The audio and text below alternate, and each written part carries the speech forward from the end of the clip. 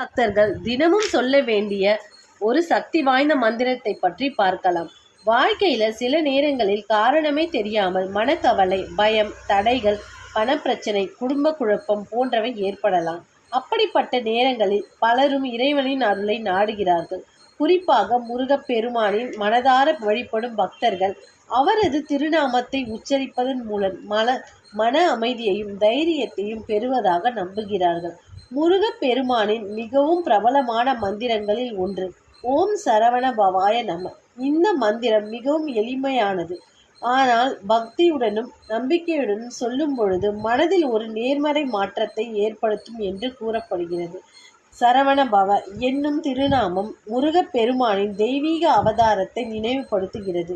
இந்த மந்திரத்தை உச்சரிக்கும் பொழுது முருகனின் திருவுருவத்தை மனதில் நினைப்பது நல்லது. காலை எழுந்தவுடன் அல்லது மாலை நேரத்தில் குளித்து முடித்த பிறகு ஒரு தீபம் ஏற்றி வைத்து இந்த மந்திரத்தை 11 முறை அல்லது 27 முறை அல்லது 108 முறை சொல்லலாம். மந்திர ஜபம் என்பது வெறும் வார்த்தைகளை உச்சரிப்பது மட்டுமல்ல, அது மனதை ஒருமுகப்படுத்தும் ஒரு ஆன்மீக பயிற்சியாகும். நாம் தினமும் சில நிமிடங்கள் இறைவனை நினைத்து ஜபிப்பது போல மனதில் இருக்கும் தேவையற்ற பயங்களில் எதிர்மறை எண்ணங்களை குறைக்க ஆரம்பிக்கலாம். நாம் எந்த மந்திரத்தையும் சொல்லும் போது உடனடியாக அதிசயம் நடக்கும் என்று நாம் எதிர்பார்க்க கூடாது. ஆனால் நம்பிக்கையுடன் தொடர்ந்து ஜபிப்பது மன வலிமையும் அதிகரிக்கும். மன வலிமை அதிகரித்தால் வாழ்க்கையில் உள்ள சவால்களை எதிர்கொள்ள சக்தி அதிகரிக்கும்.